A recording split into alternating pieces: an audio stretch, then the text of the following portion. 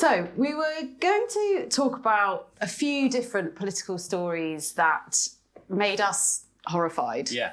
And sort of try and pick them apart as to why that was. And the first one that we started to work on was Boris Johnson becoming Foreign Secretary. Matt, you were just saying something quite interesting over there. You were saying it was more horrifying when he became Foreign Secretary than when he became Prime Minister. It was horrifying. I mean, it still keeps me awake, really. Because here was someone, I'd been aware, in journalism, I'd been aware of him for a long time. He was my predecessor at The Spectator. And it never really occurred to me that he would get into a position of such power. And, being Foreign Secretary is really important. And you go around the world and do important stuff. Have pictures taken. And, have if not the finger hovering over the nuclear button, then certainly access to lots of intelligence and the capacity to do diplomatic gaffes, exactly. I'm not the first person I would choose to go around the world representing Britain in a responsible fashion. Do you think Theresa May was choosing him for that role because of those reasons?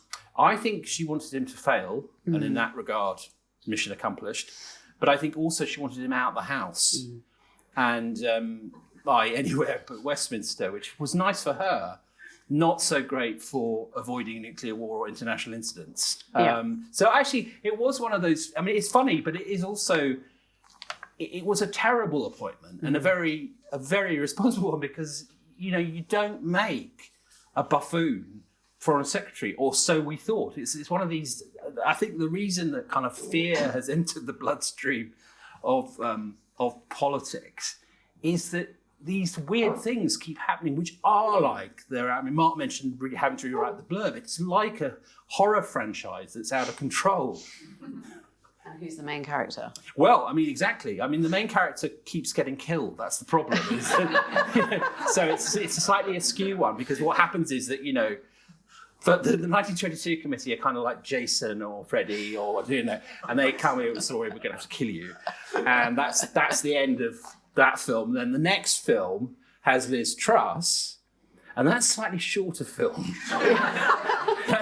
that's more of a sort of, like a TV short or an anime short that you watch on Netflix on a Saturday night. A spin-off, yeah. Sort of a very short thing. Yeah.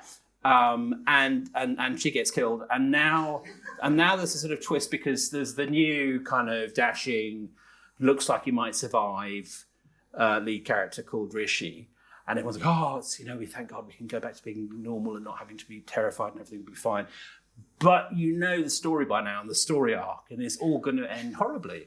And the 1922 committee, with its funny hat and stripy jumper, is lurking, and Halloween mask and anything else it's your fancy, you go with it, is lurking behind a bale of straw and waiting to count the letters. How long will it be? I don't know if anyone's prepared to bet, but how long will it be before a vote of no confidence letter is sent in Richie? Oh, it's already happened. It's bound to happen. I've been getting messages all day with people sort of digging the metaphorical knives. Yeah, in. We're already, with the Suella Braverman stuff, we're already in on, part 3. Yeah.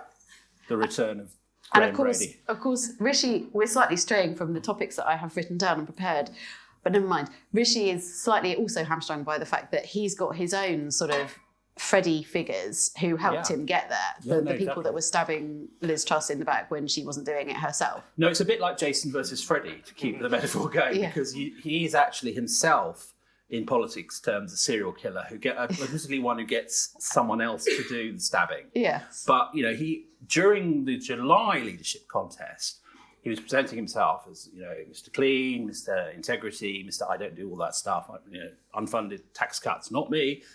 But meanwhile, he just wears a nice hoodie and has fancy coffee. And a Bluetooth family and everything, and just really, really nice. And meanwhile, in the background, he had the nastiest campaign running, really sticking the knife in metaphorically.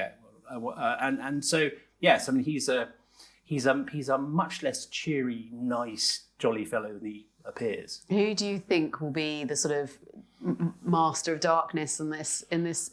People are saying Gavin Williamson. Yes, I mean, I think, Gavin Williamson is always the master of darkness. I mean, he's kind of perma-Darth, you know. he's always in some way involved in briefing and trouble. Yeah. And his presence in there is very significant. He's been doing the killer job in various guises. I mean, sometimes actually as chief whip, not now, but he's always been there, and his presence at top table in some shape or form is very significant. Yes, but thankfully he hasn't been given the defence brief this time. No, so he hasn't actually got control of nuclear submarines, because I think if he did, that would be what they call in Whitehall suboptimal. Okay, so let's just go back to the original plan, which is the Boris Johnson betrayal.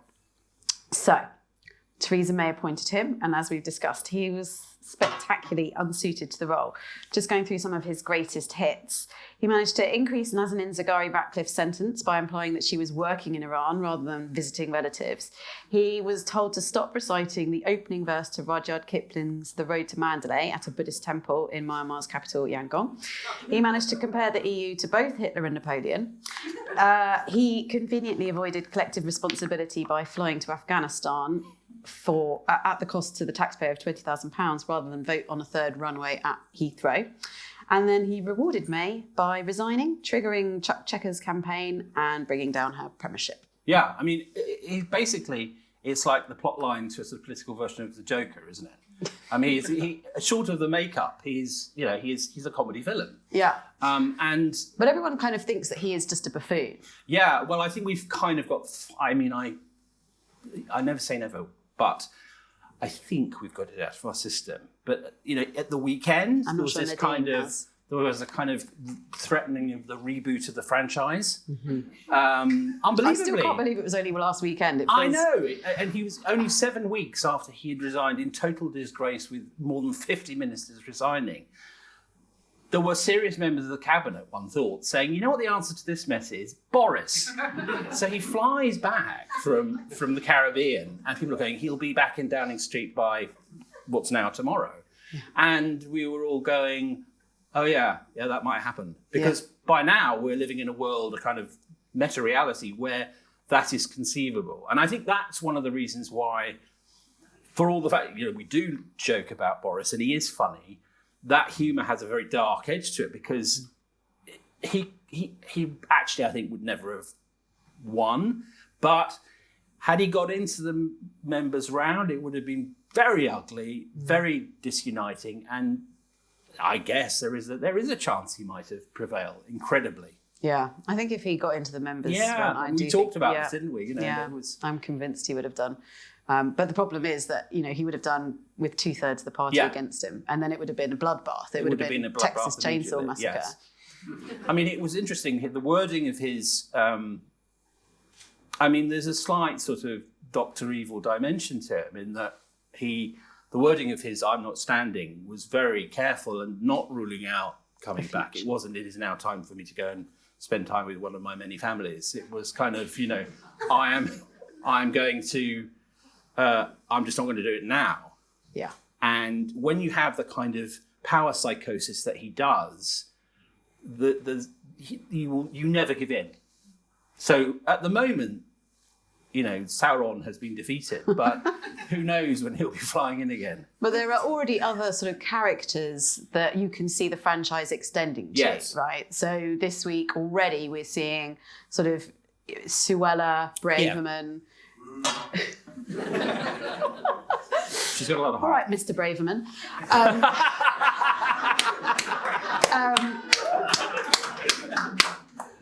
Now, we're kind of, she obviously got that job because she backed him, and backing him was very significant. Absolutely. And I remember we discussed this, immediately after she wrote this piece for The Telegraph, and the top line was, this is no time for nativist politics. It's time to unite behind a sort of nice, sensible politician like Rishi Sunak. And then the next 3 paragraphs are all about nativist nonsense, which she clearly agreed with Rishi. And I think there is now not an appreciable risk, a certainty that from the Home Office she will be doing some very, very tough stuff on immigration and culture wars and things like that. So she is definitely in that position, and she wants to be Prime Minister. But do you think that Rishi has inadvertently or knowingly perhaps brought his Freddie or his Jason right into his next door, because she is going to be a problem for him one way or another? Well, it's interesting because the Rishi gang love The Godfather, like a lot of guys, right? And so they're briefing the keep your friends close and your enemies closer line, right? Which doesn't work in a horror movie. Yeah. I mean, no one in Scream said, get the guy with the mask and bring him in here so we can keep an eye on him. You don't do that. You say, I keep him outside because he's got a big knife, right? Yeah. So that to your point, he's surrounded himself with the people who will want to replace him in a sense of generational movement and change, and also that because they genuinely have a different view, a view of what Brexit is and immigration and culture wars and all that. And I think that he needs them because he hasn't got any cash to splash. So he's got to differentiate and play some pretty below the belt moves. But they're tough people to have around. And I don't see the party uniting, actually. No. Do you think it will get to the 2024 without an election? I'd be quite surprised. I mean, they will do anything in their power because the thinking is that they need the long game. So McCorber-ish, something will come along and that they'll get stability and things will perk up enough for them not to lose their majority. But I actually think, rather like in the 90s, most people have probably already given up on the Tories. I think the last year has just been so ridiculous, as well as terrifying and weird, that most voters will have already thought, Yeah. It's possible they could win, but only possible. It's the sort of last few seasons of Walking Dead now. Exactly that. It's after Andrew Sullivan has left, right, and moved on, and they're reduced to Daryl. Oh. Yeah, I mean, it is that. And I think that there's almost not, it's austerity and culture wars. It's not really a very fun Saturday night out, is it? It's not fun for any of us. So, that's where we are now. But I do think people are, to go to the sort of theme of the evening, I think people are experiencing a genuine sense of the jump shock in politics, which is quite new. Because generally speaking, politics, for people who aren't interested in politics, is something that they don't have time for and is going on in the background. And really, for quite a while now, it's been a series of "you've got to be kidding" or "what they did what," and then they did this, and then and it has real life consequences. It's not. The Liz Truss mini movie that was going to have, and indeed has had, really appreciable impact on people's lives. Yeah. So it's not all just fun and games. Well, on that fun note, my next topic is polarisation, which is obviously going to continue to be an issue. Smile. Yes. Well, the culture wars are sort of version 2.0. Polarisation begun kind of in the immediate aftermath of Brexit, or probably even before then, I suppose. Would you have had Brexit without polarisation? Well, it's a good chicken and egg question, isn't it? I think it was there, but it was obviously massively weaponized and stoked up by Brexit, and it remains there in different forms. People might not call it Remain Leave anymore.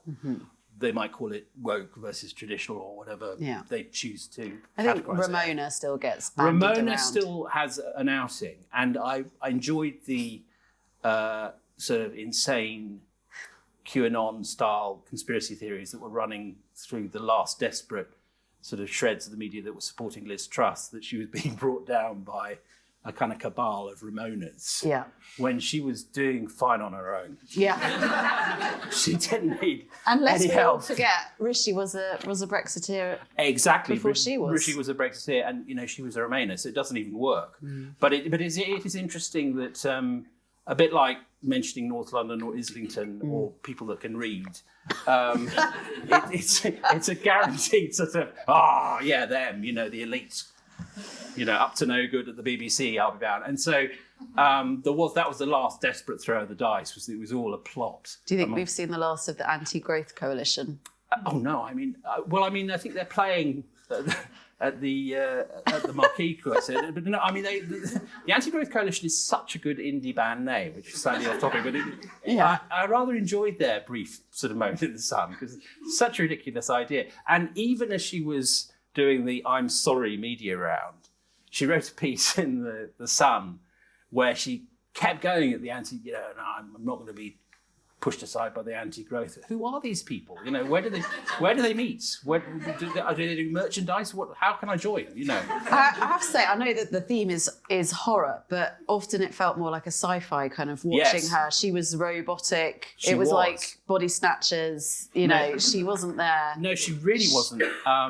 I agree with you. I think she was like one of the androids in the Alien franchise, actually, who is revealed in human. In the third act. People go, anyone notice something funny about Liz? She never eats, and then finally her head falls off in a battle with a xenomorph in the final. Well, I came out of the address with the King Charles, and one of the first things that an MP said to me was, "She can't walk. Why can't she walk?" Well, a malfunction. Yeah. I mean, send her back to the factory. I mean, someone in number 10 should have pressed the factory reset, but didn't. And you can see sometimes when like that 8-minute press conference she did, clearly no one had brought their charger in that day, right? And she was, and with the little red sign was beginning to show. And so she scampered out. It was very surreal. Yeah. I mean, one of the most surreal things I've ever seen in Westminster. No one reminded her there were female journalists but again, to return to fear, she was still Prime Minister and First Lord of the Treasury, right? So as funny as it was and as absurd as it was, you were thinking, my God, she's running that low on power and she's going to go back. It was clearly she was in a very bad state. She's going to go back to her desk and take massive geopolitical decisions. Yeah. I mean, really, really not ideal. Yeah. Always best to take them after lunch. Yeah, or, after you've plugged yourself in. And fully functioning. Your Prime Minister is now sufficiently charged. Turn the volume down. But at some point, maybe they were being taken by Jeremy Hunt. I think so. I mean, you do have to wonder whether he was just moving around Downing Street and hiding the charges. And of course, the Remainer elite, which would never exactly do anything so anti-centrist. I mean, the Anti-Growth Coalition and the Remainer elite, when they get together, are pretty diabolical. Pretty scary. Amazing what they can do when they get out of London. They never do. No. Okay, so polarisation. One of the things that I wanted to talk about, actually, which was a slightly more serious thing, was about the sort of bunker mentality that it's caused in Westminster. Yeah. Because obviously death threats are quite a real thing for mostly female MPs, not solely female MPs. And I had a situation where I was having a really innocuous conversation with one Tory MP. He made a joke at a colleague, a female, and she just burst into tears because she'd just got a death threat. And so I kind of wanted to talk about the sort of consequences, I suppose, of the game that they've all been playing, of thinking, aren't we funny, we can throw all these insults and call each other traitor. But actually, there are real world consequences there for really them are. as well. We had Jo Cox, obviously, during the referendum. Yeah. We've just passed, I think, the 1-year anniversary of David Amess. Yeah. And there have been other non-fatal attacks, Stephen Timms and others. But you're right, there is a really serious pattern of rape and death threats to women. I mean, it is very gendered, as indeed is social media. And I know of one senior Labour politician who, I think very nobly, but shouldn't have to do it, spends a day a week filling in police forms for all the threats that are made against us so that they can get people behind bars. And she has got people behind bars, but it shouldn't be. That's not her job. And what a psychic drain that must be. And it's astonishing that this just goes on and isn't reported on. I mean, I think understandably, because you don't want to encourage more copycats to do it. No, but absolutely. That this kind of just constant threat level that female MPs are largely living at. Yeah, I mean, it's one of the saddest things during the time I've been writing about politics, which is that I mean, there's always been threats and so on, but this is the sort of the commonality of it, the commonness of it is new. And do you think it's a combination or one thing or the other? Is it social media making people feel proximity and then acting on that proximity, or is it this kind of festering kind of post-Brexit polarisation? A bit of both, and I think that what happens is that what social media does is, unlike legacy media for all its faults, it drives you towards more stuff like the stuff you like already. So it cantonizes opinion. And so if you already have a kind of grudge or a prejudice or a bigotry, it heads you towards more content like that. Not necessarily on, there are social media sites and private networks now which are not Twitter and Facebook, and those can act as gateways to them. And there's no doubt that it radicalizes people. And it's interesting that for the last few years, I think it's at least 4 or 5, MI5 has said that the far right is a bigger threat than jihadis. So that, that's very significant. And it's almost, always aimed at women. And it's a very frightening development. It's very bad for democracy. It is bad for democracy. I was just going to say that, because then you get this sense of, well, David Amess was obviously stabbed doing surgery. Doing a constituency, open doors to his local residents. And for a while there was a question over should MPs continue to do that. And obviously in the end they decided, yes, it is really important that we do that. But there are serious security risks. There are, and we all know, you and I know of people who, under the radar, have had to, at quite a considerable expense, install security arrangements at their homes, going into hundreds of thousands, and some of that comes out the public purse and some not, so that they can lead halfway safe lives. And this is pathological. It's bad. We're in a bad situation. It's not normal. No, it's not. And I think one of the problems is that you get very quickly desensitized to it, and the struggle, the challenge, is not to accept it. Not to accept that. It's completely not on. See, my concern is that obviously it drives people out of politics, because why on earth would anyone want to put themselves in that situation? I look at female MPs and think, you've got no time to yourself, you've got no private life, and you've got constant death threats. Just no, It's not an attractive kind of job package, is it? It doesn't do very well on LinkedIn. No. And, which just then leaves it to the total egomaniacs. Exactly. And I think that you can already see that phase one, and imagine what that means down the line 20 years from now. Who are the people that are going to be actually running the country? That's a franchise, isn't it? The leftovers. But I think that with Bruce Willis. I think it's. I'm all in favour of long sentences and coppers at surgeries and whatever it takes, really, because I think that this just isn't on. But then if you have police standing outside a surgery, you're going to disenfranchise people. It deters people. There is obviously a downside to all of this, but I think that we've reached a point now where there's a clear and present danger to MPs, particularly women MPs, and that just isn't acceptable. And before we kind of think about how to solve some of the bigger problems, we have to solve that clear and present problem. And, whenever it comes, the next general election is likely to see a huge clear out of MPs. Really will. Regardless of what the current polls are saying, that there will be several Conservative MPs, many of them who only joined in 2019, will lose their jobs and will just be left to the wilderness. What happens to an MP after they leave? Well, they walk the wilderness. There's nothing. There's no support. No, there's no support, but also if a government has been in power for quite a while, this lot have been in power mostly in coalition, actually, for since 2010. Yeah. And after a long spell like that, there's nothing so as an ex-minister in the first. When for someone who's sort of reaching their 50s or 60s, and they suddenly are thrown into a job market where, let's say, there's a new Keir Starmer. The internet. Yeah, exactly, and exactly. And the first thing is, where's my secretary? Where's my cabs? Yeah. And you don't have that, Yeah. Where's my car? Exactly. We do slag. There's going to be a whole generation of Tories assuming Labour wins, which may not be an assumption that's right to make, but let's assume it for the sake of argument. Dozens at least, let's say. Oh, very, very, very many who will walk out into a sort of Mad Max dystopia and just not know what to do, how to function, or what to do with the rest of their lives, really. Because, the big firms in London, the PR firms, are not going to want to hire lots of late middle-aged Tories. I mean, what good is that with a new Labour government? I'm not so convinced about that. The revolving door is very active. What would they be for?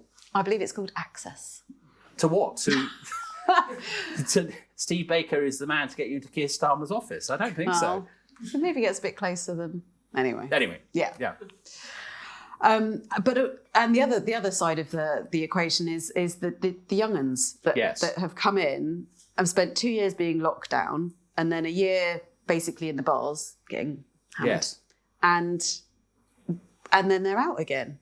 Yes, I mean it's not much of a way to spend a parliament, is it? No. And it also there are mental health issues around this as well. Again, there's a serious side to it because I think that a huge element in all of what we're discussing tonight is that we haven't processed the terror of the pandemic and the fear that spreading us, and we were all just busy putting one foot in front of the other and getting through the day. Yeah. And now we're sort of hitting the economic credit card bill that's landed. And it's very unpleasant. But I think there's a big mental health element to it. And I think for the political class, that's perhaps pointedly so. Because a lot of them think, well, I've not really been able to do anything for the lockdown period, that it was totally the government's show, that period, and not even MPs. I mean, it was the government plus a bit of select committee. And now what? And now if you're a Tory, you're facing, a possible meltdown. Yeah. And I don't know the world's tiniest violins for Tory MPs losing their jobs, but it is a serious thing. I noticed that there wasn't a kind of, people sort of saying, how could we help? But, let's say 150 odd people sort of suddenly kind of cast out and it has a dynamic that is... It really does. And I mean, you and I, we've talked about this, how behind the scenes, a lot of people are talking with headhunters or trying to do a chicken run to another seat that is a bit safer, and suddenly if the polls are even switching sides. I mean, well, it's interesting. I mean, I do wonder whether there will be defections. If he allows the right to have their way on certain things, then you don't see lots, but you might see a few, and it only takes a few reasonably well-known people to make a big difference. Yeah. And ironically, whereas it kind of saved Boris, it could actually, because it's not at that crisis moment, if they happen, it could actually undermine Rishi. Yeah, I mean, Rishi's been brought, there's a teetering Jenga tower. And Rishi's been brought in as a Jenga expert. He's the world Jenga champion, and he's got a very nice suit and nice hair. Only builds it up to 5'6". And he builds it in exactly, and he's got exactly. I'm allowed to say that I'm 5'2". He's the right height. Yeah, that is true. So he looks at the Jenga tower and says, I'm going to do this in a safe and responsible fashion. But it doesn't make the Jenga tower any more stable. The Jenga tower is still saying, I'm going to fall over, mate. Don't care what you do. So the situation he's in is a lot more precarious than this week was dominated by a kind of sense of, very basic primal relief, I think. That we weren't going to be, Truss was going and we weren't going to have Boris back. It felt in Westminster like there had been an enormous storm, and that pressure that was building up has just gone. But already it's kind of coming back again. I mean, Tuesday, Wednesday, it was just calm, but it's weather is a very good metaphor for it, actually. Music has started again. It's so quick, isn't it? Yeah. The cycle, which once might have been, years, is now hours. Yeah. It's a Twitter cycle. Well, that brings me neatly to my final point, which is the Insta life of a leader. What, you mean social media and the... I'm sort of using it as a device, but it's basically how Liz Truss showed us that anyone can do it, in inverted commas. Of course they can't. And sort of why we, often in horror films, you might sort of hope and rely on the kind of the doctor or, the person in authority to help get you through, but actually they're the ones who are secretly killing all your friends. Yes, or ends up being killed in the first act because we now live in one of the big changes has been the suspicion of people who know what they're talking about. Mm-hmm. It is actually a dirty word. Being an expert, much less having credentials, is actually a problem. Mm-hmm. And so, it's really important for politicians to appear as if they're not terribly sure what they're doing. Yeah, or that they're just channeling the will of the people. Yes, I mean I always felt that the best explanation I heard of Trump was someone, I can't remember who, one of the American commentators said, the whole commentariat on both sides of the Atlantic was saying he's a buffoon, he's an idiot, but he was saying I see you to a whole section of the American electorate who didn't care about whether he understood the economy or understood any policy details. They felt seen, and they felt that even though he was people mocked him because his richness, his wealth was brash and vulgar, and they had gold taps. But for a lot of people who have nothing, that's what they see wealth as. Mm-hmm. And you see that the reduction of politics to kind of branch the entertainment industry, mm-hmm. and I don't think he sort of thought it through. I'm not sure Trump has ever thought anything through. He's a totally instinct. He's an id, isn't he? He's like the Blob, 1950s horror film. But he got that. He got that there was an opening there, and he won an election, which is incredible. Yeah. He says he won 2. He may well win. Well. Yeah. Again, we come back to the franchise. This incredible. We've seen off Boris, but it remains incredibly possible that he may be the Republican candidate. Now, there are other contenders, who knows, there's a while to go. But the mere fact that it's a possibility shows you that we are in a world where entertainment, the values of Hollywood and the entertainment business and film narrative have taken over old-fashioned political institutions and values and structures. And Liz Truss, obviously, she didn't have anywhere near the same profile as Trump or indeed Boris, but she had kind of built a name for herself as the sort of Insta queen, and she kind of made lots of knowing jokes and references that became memes and things like that. Yeah. And it seemed to almost be enough to earn her credit amongst some of her colleagues and some journalists as well, that they started to believe that she was capable. Absolutely. And she could do the job just based on a few silly pictures. And who, after all, doesn't believe that an Instagram post on lemon drizzle cake isn't sufficient qualification to be Prime Minister? It's not for me. But what I think it was interesting, because the spin she put in the July leadership contest was, I'm not shiny and, I'm not about presentation, I am the real me. Actually, her social media game was much more sophisticated than Sunak's, and it was based on this idea that she was a sort of Thatcher 2.0, the tank, digital Thatch, you know. And really, it got crazy at one point. The kind of cosplay, actually, the kitten bow and all that. That was really off the hook. And then the denials. I'm not trying to be Thatcher. Me, Thatcher, don't be ridiculous. Me, Thatcher, don't be so stupid.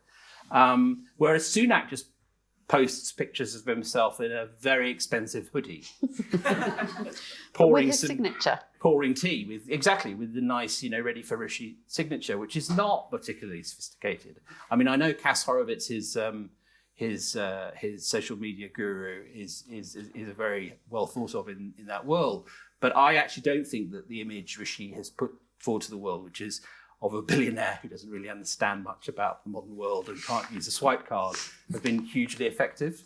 And let's not forget, he won the premiership by hiding. Yeah.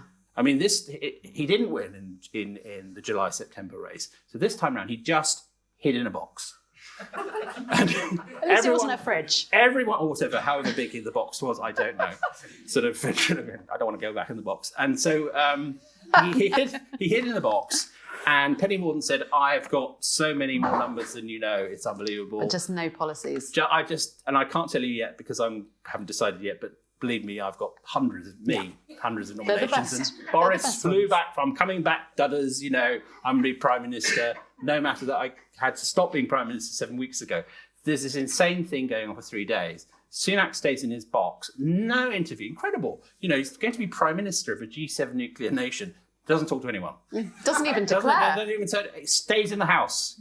Total shut-in, right? Hoarder, practically, with his breads.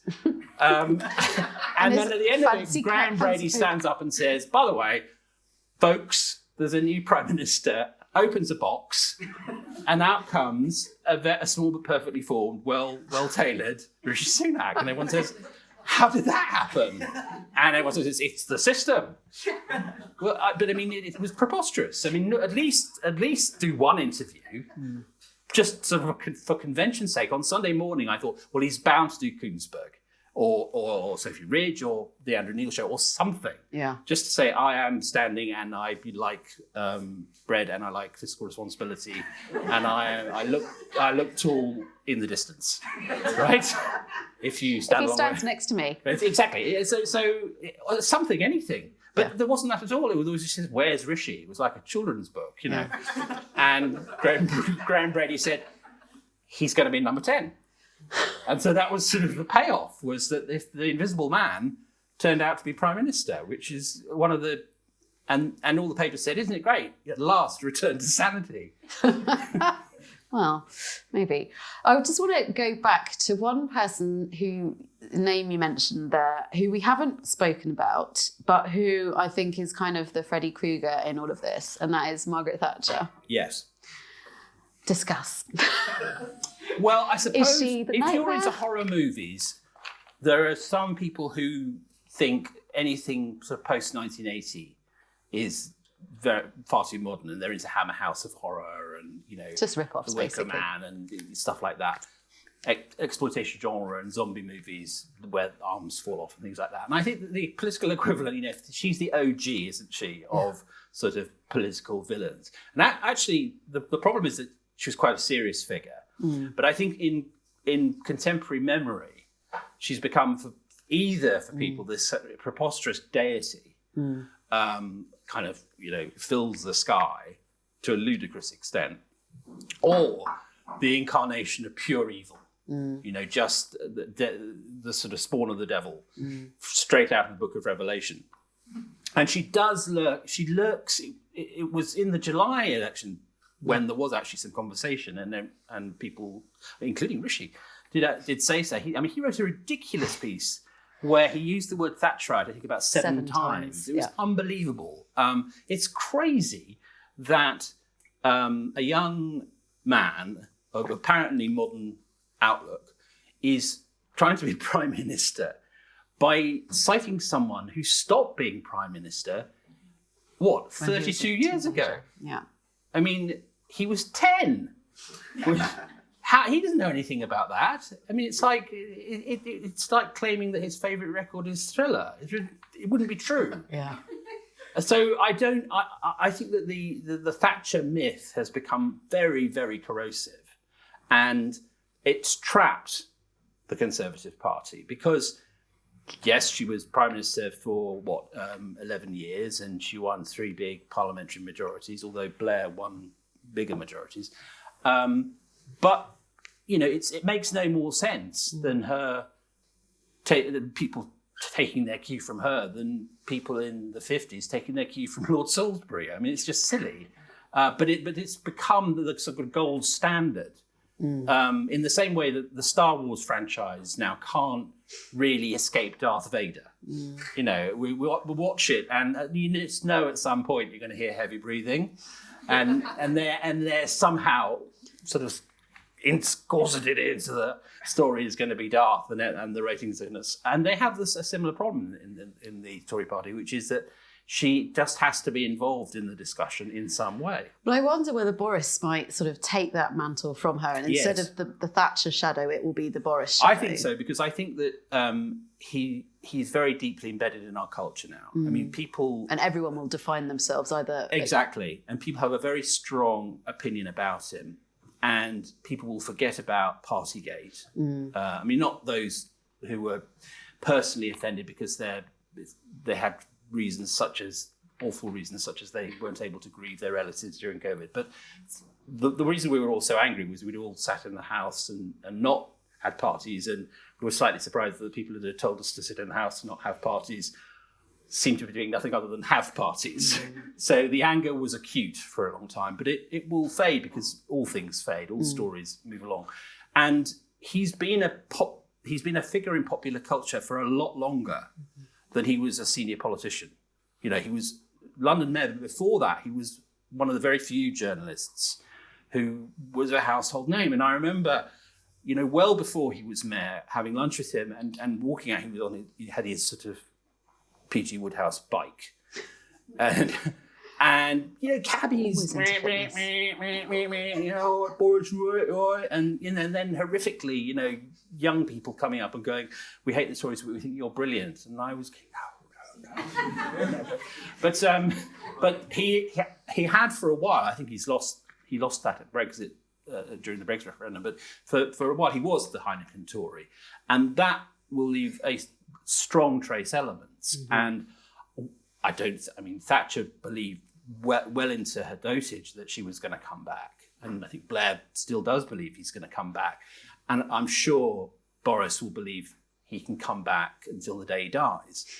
And he talks insanely about Winston Churchill coming back in 1951 all the time. So he won't stop thinking it. And there will always be people that think it too. And when the wheels come off the Rishi wagon, you know, you just know that there will be friends of Boris Johnson say he's waiting in the wings. You know, he's learned his lesson about not doing it from the Caribbean, but he's ready. But I think you're absolutely spot on. I think his role in culture may well actually displace Thatcher as the sort of the first monster of British politics, or looming over. The Dracula. Yeah, I mean the undead. Yeah, I mean the undead. I mean, it's interesting. Matthew Paris in his Saturday column used the metaphor of, you know, time to put a stake in the heart of Boris Johnson, but I'm not sure they have. I'm not sure he can be killed off. He is unkillable. And again, Rishi is almost helping him by sort of repeating some of his own kind of attack lines against Labour. How long that lasts. Yes, and I mean, Rishi has decided to play the card of, you know, first of all, it was an anti-Boris line of, it was all of us that won the 2019 election, which everyone knows isn't true. And secondly, but I'm going to stick to the 2019 manifesto, which we also know isn't true. So I think that he's open to attack on both fronts. And to be honest, he isn't as big or dominant a figure as Boris is and has been and will continue to be. And he never will be. You know, whatever his sort of merits as the sort of human iPad, the best tailored iPad in London, you know, he just doesn't have that reach. People don't have strong opinions. Everyone has a strong opinion about Boris. You know, you hear it in the Vox Pops that the shows do. You know, some people hate him. You hate him with a passion. Other people feel that he was betrayed. The betrayal narrative is very strong. You know, that he was betrayed by lesser people, which is kind of exactly what kept Thatcher at the forefront of the Tory memory for so long. Okay, well, on that note... Cheery note. Apocalypse Now. Something for us all to look forward to. Yeah, absolutely. Shall we get the bar reopened and drink our sorrows? Cheers, everyone. So, big round of applause, please, for Pat Neal and Matt there. Just keep the secret, that was Pat's first ever Thinking hosting, so I think an extra round of applause to each good round.